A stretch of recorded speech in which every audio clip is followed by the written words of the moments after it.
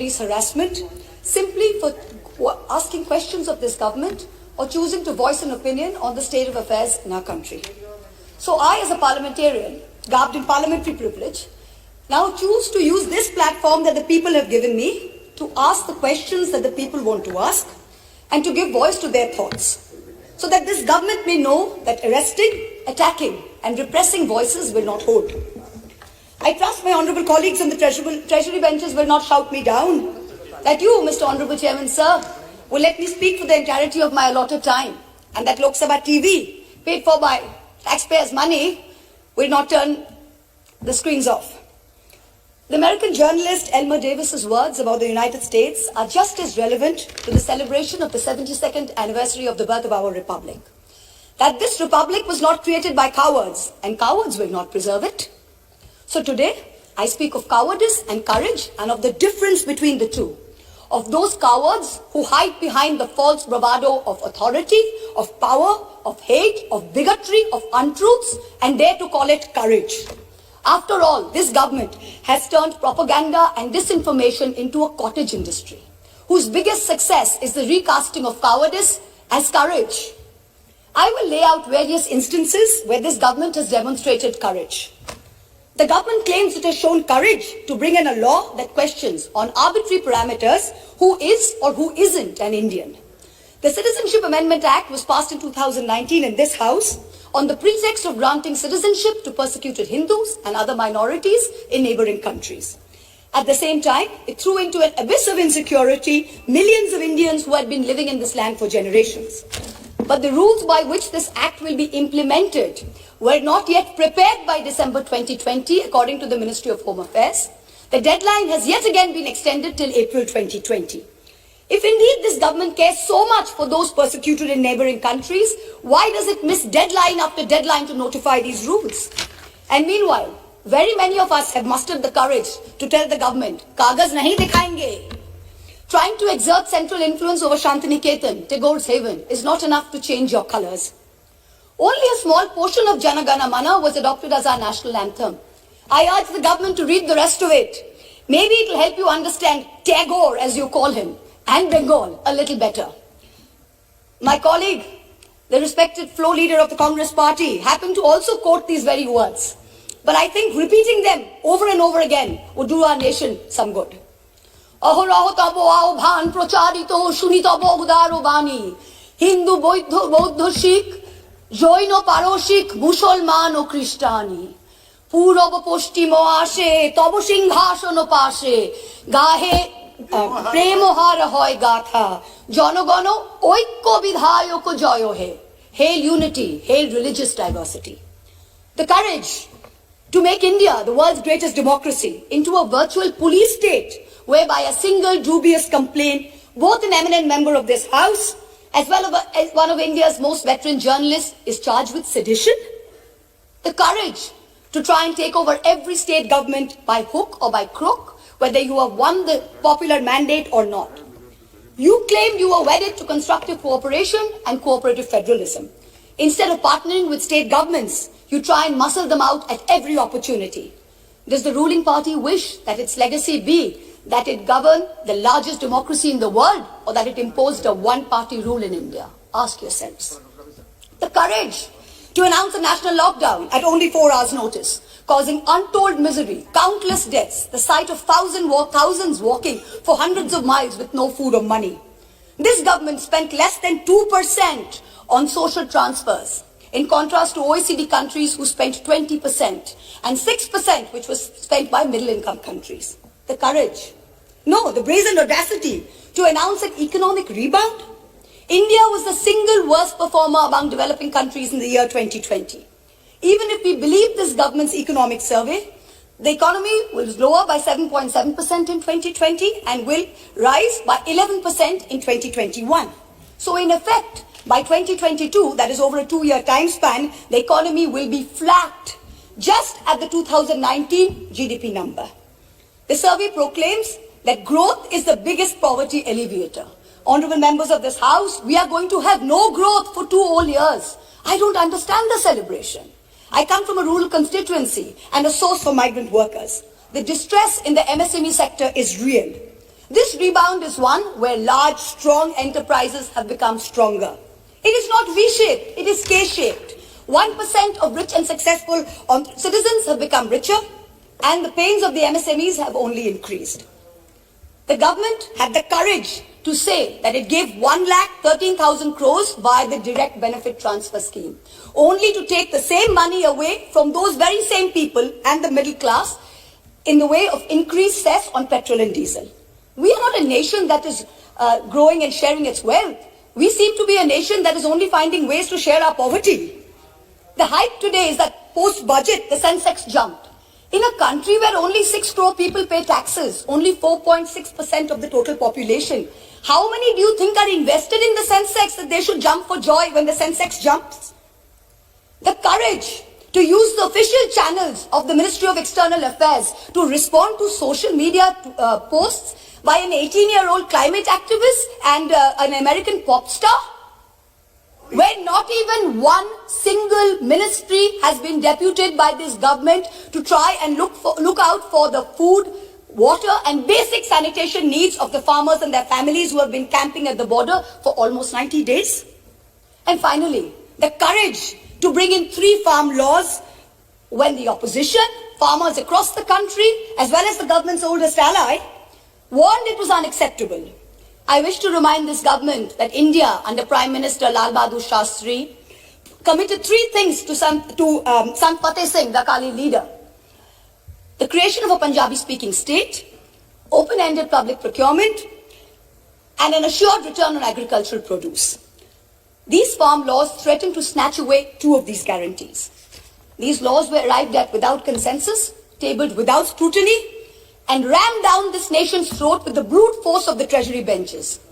They have firmly established this government's motto of brutality over morality. And everyone else in this country has been portrayed as a coward or a terrorist, from the farmers to the students to the old ladies of Shaheen Bagh.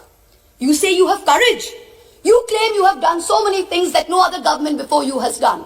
Yes, that is true. In true fascist fashion, you have made every act of pettiness, of vengeance, of hate, of bigotry a part of your narrative of courage. The reason no one has done it before you is not because no one had the courage, but simply because it was not the right thing to do. Has that thought ever struck you? And India's tragedy today is not just that her government has failed her, but that her other democratic pillars, the media and the judiciary, have failed her too. Lord Hayne, the Labour peer, said in the House of Lords, what is the point of being a member of Parliament, either in the Commons or in the Lords, if you don't discharge your responsibilities? And, where appropriate, use the privileges that you have in order to promote justice and liberty. So today, like a true child of Bengal, I will stand here and be courageous. Trust me, Mr. Balu, we have not lost the fighting spirit. Even though the government spin factories will later portray it as cowardice or even plagiarism, I will lay out a few home truths by using my parliamentary privilege that guards me from charges of sedition and contempt for anything I say in this House. And Mr. Law Minister, sir, if you're present on the premises, with all due respect, this time you have neither the right to shut me up nor to try and get my words expunged from the record. The sacred cow that was the judiciary is no longer sacred.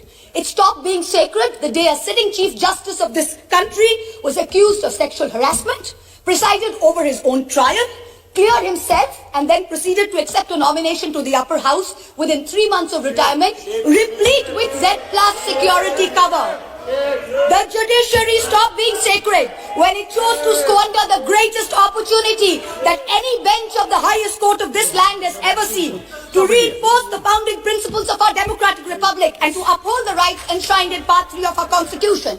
Instead, it let Moscow. 1 second, please. Please, Mo. He cannot discuss. Please, in the House. It is extremely important that I not only not avoid, please sir, it is very important that I not only not avoid them, but I bring them up, because I did not accuse the honourable gentleman of sexual harassment. Please. Somebody else did. A trial happened which he presided over.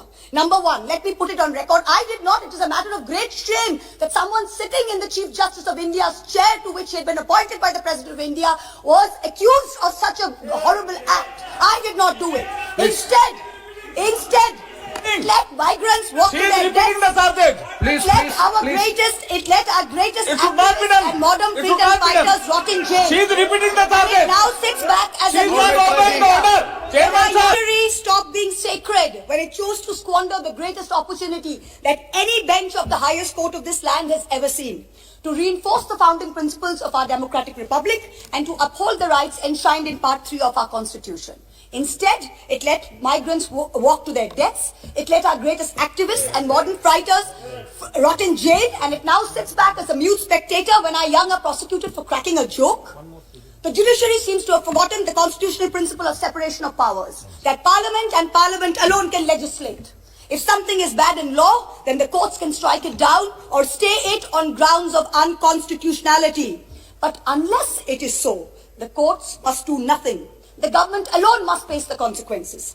If the government has brought in the farm laws which are not acceptable to people, then either the government will repeal the laws or the courts or the people will vote the government out.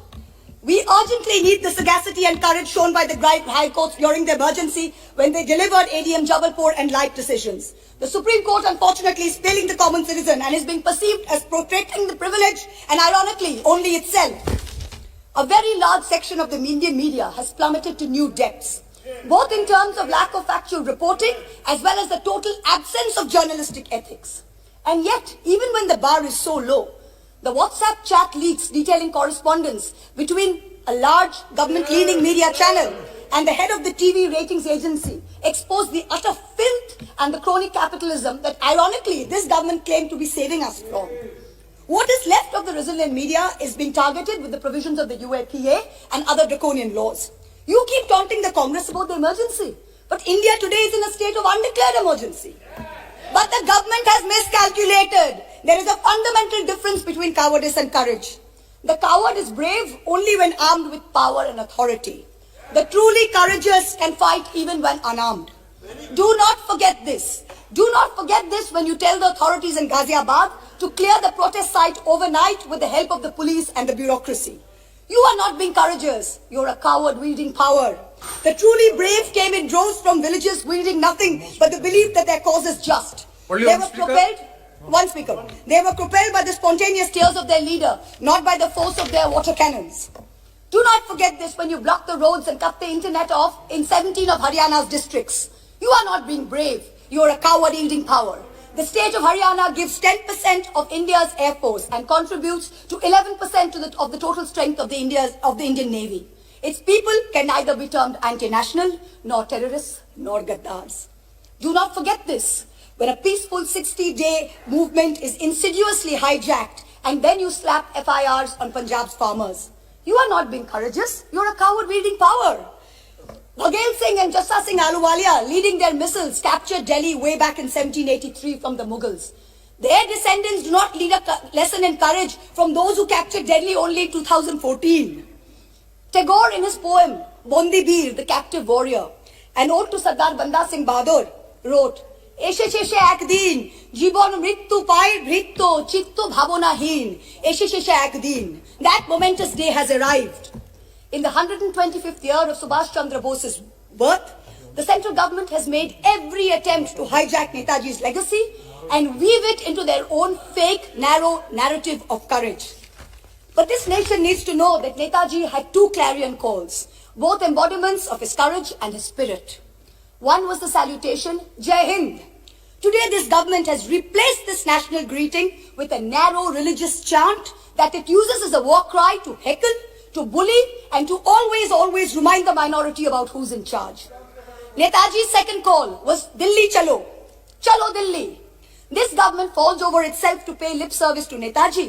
But in truth, you block the borders in Singhu, in Ghazipur, in Tikri with walls and spikes for all those who actually want to come to Delhi to tell you that much like Subhash Chandra Bose, they too will not accept any halfway house. Netaji told us never to lose faith in the destiny of India, and it is not India's destiny to be ruled by cowards. The time has come for us all to show courage. Please conclude. गिरते हैं शहसवार मैदान जंग में, वो तिफिल क्या गिरे जो घुटनों के बल चले? Repeal or nothing. Thank you. Very good.